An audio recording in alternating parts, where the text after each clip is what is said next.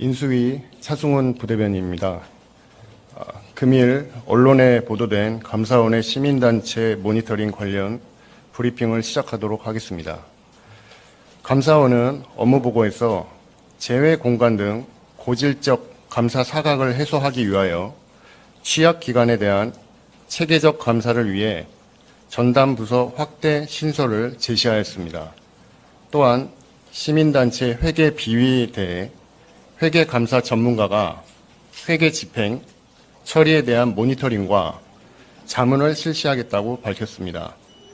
이에 대해 인수위는 시민단체 공금 유용과 회계 부정 방지 등 당선인의 정부 혁신에 대한 공약사항에 대하여 국가회계검사와 직무감찰기관인 감사원 역할의 중요성을 언급하였고, 새 정부의 반부패 대응 체계 변화에 대한 감사원의 기능 재정립 필요성을 지적하였습니다. 이상입니다.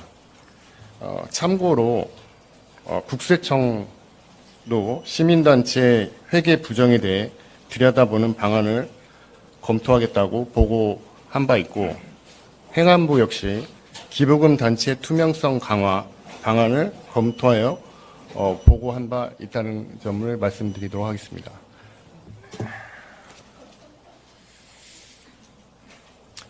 안녕하세요. 부대변인 김기흥입니다.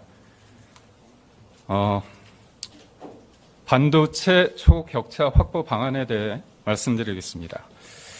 제20대 대통령직 인수위원회 경제 2분과는 반도체 산업의 경제적 중요성과 공급망 안보 등을 고려해 반도체 초격차 확보를 위한 지원 방안을 검토하고 있습니다. 반도체 산업은 국내 투자와 수출 비중이 증가하면서 경제적 위상과 역할이 더욱 중요해지고 있고, 4차 산업혁명 확산으로 미래 국가 경쟁력의 핵심 요소이며 국가 간 패권 경쟁에서 산업 안보 확보를 위한 필수 품목으로 부각되고 있습니다. 지난해 우리나라 반도체 상황을 살펴보면요, 반도체 수출은 1280억 달러로 사상 최대였고요, 총 수출의 20%를 차지하고 있습니다. 메모리 반도체가 64%고요. 시스템 반도체는 31%입니다. 메모리 비중이 좀 큰 편이고요. 세계 반도체 시장에서 한국은 18%를 차지하고 있습니다. 이거는 2020년 기준입니다. 이에 따라서 주요 국가들은 반도체를 국가 안보 자산으로 관리하고 있고, 기업 간 경쟁이 아닌 기업 플러스 정부 연합 간 경쟁 시대로 돌입했다고 볼 수 있습니다. 그동안 일본의 수출 규제 등에 대응해 공급망 안정화, SLML 등의 국내 투자 유치, 그리고 첨단 전략산업특별법 제정 등을 추진해왔지만, 여전히 기업들은 인력 확보에 어려움을 겪고 있고, 경제국 대비 낮은 투자 인센티브와 시스템 반도체 경쟁력 취약 등의 문제점을 제기하고 있습니다. 이와 관련해서 인수위가 검토하고 있는 핵심 정책 과제는 다음과 같으며, 추후 논의를 통해 확정해 나갈 예정입니다. 모두 4가지인데요. 먼저 업계 1순위 수건인 고질적 인력난 해결을 위한 특단의 대책 방안입니다.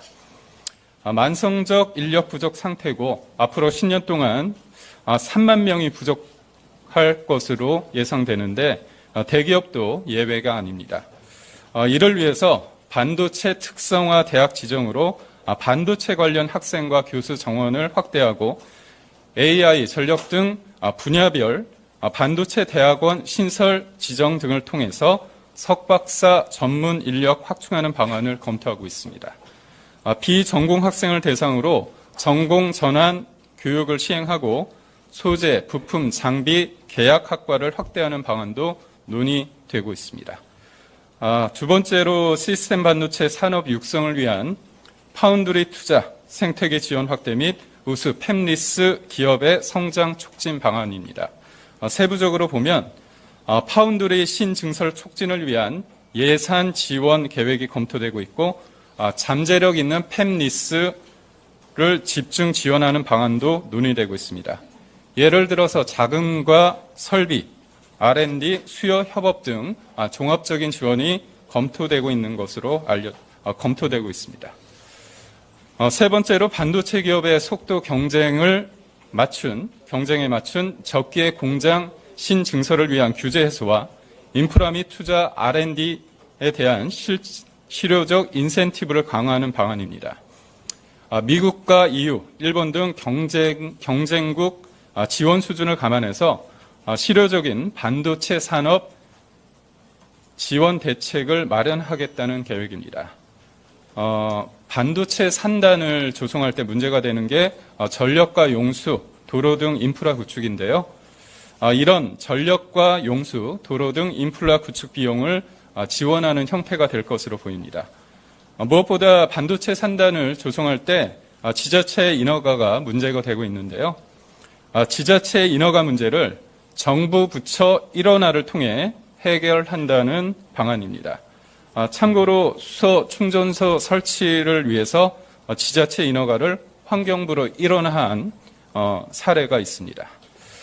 그리고 산단 조성을 할 때 인근 지자체의 경우에 인프라만 제공하는 불만이 있어서 갈등으로 작용하는 사례가 있는데요.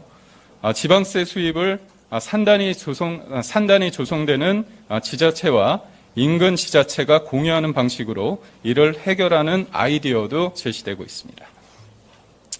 마지막으로 첨단 기술 보호 및 미국 등과의 전략적 반도체 협력 등 공급망 협력 체계 강화 방안입니다. 참고로 지난해 12월 한미 반도체 대화가 신설됐는데요.